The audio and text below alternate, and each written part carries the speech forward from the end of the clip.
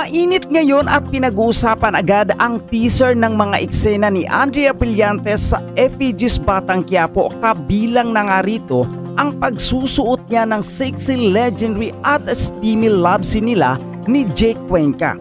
Ito ang first ever daring scene ng aktris, kaya naman marami ang nashock at nag-viral nga agad ang nasabing teaser. Ayon naman kay Andrea Brillantes sa panayam niya kay MG Filipi ng ABS-CBN, ang pagtanggap ng mature role ay personal decision niya mismo. Pero aminado naman siyang hindi niya akalaing magagawa niya rin ito. Talagang pinag-uusapan ang bagong karakter ni Andrea Brillantes sa Effigies Batang Quiapo. Ang pagiging Fatima ay isang malaking pagbabago para sa kanya, lalo na't mas daring at mature ang role na ito. Nakakabilib din na kahit kinabahan siya bago ang taping, nagawa niyang makasabay sa fast-paced na environment ng set. Ang pagpasok ni Andrea Brillantes sa mas mature at daring na role sa Effigies Batang Quiapo ay isang malaking hakbang sa kanyang career. Ipinakita nito ang kanyang dedikasyon bilang isang artista na handang sumubok ng bagong genre at lumabas sa kanyang comfort zone. Maraming fans ang nasurpresa sa teaser ng kanyang mga eksena, lalo na't sanay silang makita si Andrea sa mas pasweet na role. Ngunit natural lang sa isang artista ang mag-evolve at mag-explore ng ibang karakter para mapalawak ang kanilang acting range. Maganda rin na binanggit ni Andrea kung paano siya nahirapan at kinabahan bago ang taping, dahil ipinakita nito na seryoso siya sa kanyang craft. Ang pagiging proud niya sa sarili ay indikasyon na napagtagumpayan niya ang challenge na ito. Sa huli, nasa audience kung tatanggapin nila si Andrea sa ganitong klaseng role. Pero sa ngayon, mukhang epektibo ito dahil agad itong naging viral at usap-usapan. Bukod sa pagiging trending ng daring role ni Andrea Brillantes sa Effigies Batang Quiapo, maaring idagdag na ito ay bahagi ng kanyang conscious effort na i-transition ang kanyang career mula sa tiny bubble roles patungo sa mas mature at dramatic na portrayals. Matatanda ang nagsimula si Andrea sa mga sweet at patwit terms na karakter sa mga teleserye tulad ng Annalisa at Kalinang Ginto. Ngunit sa paglipas ng panahon, unti-unti niyang pinakita ang kanyang versatility bilang isang actress. Ang pagtanggap niya sa papel ni Fatima ay maaaring isang sinyales na handa na siyang tanggapin ang mas matitinding hamon sa kanyang karera. Isa pang mahalagang aspeto ng balitang ito ay ang tiwala ng mga batikang artista at direktor sa kanyang kakayahan. Hindi basta-basta ang pagsabak niya sa isang proyekto kasama sina Coco Martin at Jake Cuenca na parihong kilala sa kanilang husay sa pagganap.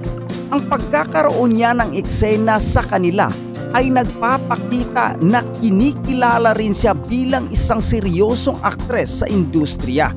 Bukod dito, maaaring magkaroon ng positibong epekto ito sa kanyang career, lalo na sa kanyang imahe bilang isang versatile actress na hindi natatakot sa pagbabago. Ngunit kasabay nito, tiyak na haharap din siya sa iba't ibang reaksyon mula sa kanyang fans at sa publiko, lalo na ang mga nasanay sa kanyang dating roles. Sa huli, magiging interesting kung paano tatanggapin ng viewers ang kanyang karakter at kung paano ito makakatulong sa kanyang career growth. Sa tingin mo ba, ito na ang simula ng bagong Andrea Brillantes sa showbiz? Eto na talaga, Andrea Brillantes palaban na sa laplapan romansahan kay Jake Cuenca. Pati ka ng picture, Maridel. Napakaswerte ni Jake Cuenca. Talbog, diba? First time. Oo, diba? On national TV. Kung meron naman siguro, baka chick lang yung kiss nila with kung dating mga nakakasama niya. Pero ito talaga, diba? Paano kaya siya napapayag? Is it because kailangan niya na magbago talaga ng image. Paano kung mag-baby talk pa rin siya after that? Ganun talaga ang boses niya. Alam ba, after may mangyari sa inyo ni Jake, ikaw. Tapos ikaw si Andrea, tapos baby talk. Pero grabe, no? Alam mo, ang gusto kong gusto kong itanong, ano ang reaksyon ng jowa ni Jake Cuenca na si Chi Filomeno? Okay. Filomeno. Pero syempre trabaho, sabihin nun. Trabaho yan eh. Pares naman kami artista eh. Pero kita ko talagang ninanamnam ni Jake yung moment na yan. Jake naman is an actor. Pero pag artista, pag actor ka, dun ka sa character mo mismo, may feelings yon. Yun nga, di ba gano'n naman lagi niya explanation? Once na nasa character siya, yun talaga siya, at medyo matagal siyang magbanlaw. Oo nga. Pero yun nga, ninanamnam niya yan. For sure. Yes! At ang dami-daming gustong sapakin si Jake ng mga, alam mo na, nagpapantasya kay Andrea Brillantes dahil sa kauna-unahong pagkakataon, hindi si Cal Echari, hindi bata, hindi Seth Fidelin, hindi mga teens or hindi mga early teens 20s. ang nakaunang makipag-kiss kay Andrea or makipag-love scene kay Andrea sa isang acting project, kundi ang isang Jake Cuenca. Malaking tulong ba yan sa career ni Andrea? Tingin ko. Oo. Kasi tapos na siya talaga. Hindi na siya pwedeng bumalik dun sa Love Team era. At saka pa nakikita ko sa kanya ganyan, parang si Alma Moreno nung bago siya. Yes, Alma Moreno. Na dahil dyan, naku talaga namang magiging number 1 itong si Andrea sa mga sexy based na role. Correct. Parang Alma and Lorna yung dating eh. Gusto ko yung angulo na yan, parang Lorna Tolentino. Oo nga, diba? Yung sa taas parang Alma Moreno. Yung sa upper. Kaloka, no? Combination ng Alma and Lorna. Pero ako tingin ko, sa ganyang age si Andrea, bagay na sa kanya. Talagang ito yung age niya na gustong-gusto siya ng maraming lalaki. At saka hindi na rin, siguro kung darating yung time na gustong mag-romcom ni Andrea, at least, di ba, meron na siyang naipundar na box office or appeal na sikat na siya pagdating sa pelikula, pagdating sa serye. So anong bagay na pelikula sa kanya? Mag-remake siya ng mga pelikulang halimbawa lang, remake ang pag-usapan natin. Sige. Burlesque Queen. Ay, agad-agad. Why not? Di ba kasi Ate B nga ginawa yung ganun? Oo. Mga pelikula nila Alma Moreno, mga The Rape of Virginia P. Masyado nang mature yun. Dapat mga pala. O kaya ang huling, ano yung bulaklak ng sampagita. Ba mga ganon, kaya lang mga luma na yung mga title. Pero bawa yung blank ng susung dalaga, di ba? Oo. Basta yung mga ganon.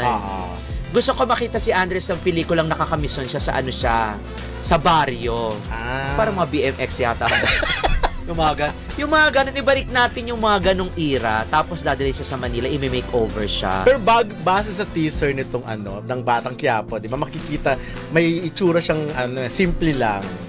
Kasama siya sa mga rumaraket-raket. Pero meron siya itsura na yung naka-maskara, tas yun na yung dandian na nila ni Jake Cuenca. So, iba yung character niya. Alam mo, ang galing-galing ng Batang Quiapo. Kasi Coco Martin especially. Kasi imagine, isinahog lang si Andrea doon sa programa na hindi naman talaga siya buong-buong magbe-benefit. Dahil talaga magbe-benefit naman dyan ay ang Batang Quiapo at si Coco Martin. Pero magaling din naman dahil si Andrea nasa stage na siya na gusto niya na ng mature role at siguro na nakita yan nila Coco. Ito na, it's about time. Parang mo na siya, parang testing water muna. Pero kung ako talaga kung ako ang manager ni Andrea, hindi ko siya isasawsaw sa teleserye. Hindi ko kayo bibigyan ng pagkakataong, di ba, mag-benefit kayo. Kaya lang, syempre, baka sabihin lang, iba na ang sitwasyon ngayon. Kailangan nila, gusto na lang tinatakam na sila. Yung may makita muna, tapos bitin. Hindi pa, mas maganda sa akin, pasabog ka agad. Talagang ganun agad? Hindi naman ganun ka agad. Wag muna, syempre, wala na. Tcharan! Pasabog! Wala naman yung gano'n, syempre, pero okay lang naman, dahil kaibigan naman natin si Coco Martin, pero sana, susunod yung mga gagawin ng pelikula gagawin project ni Andrea, yung solo na siya, tama naman. Yung top biller. Oo naman, I'm sure ibibigay sa kanya yan, parang, eto sinubukan, tingnan natin kung paano magre-react ang mga manonood kay Andrea, and then pag kinagat na, go, bigay na. Naku,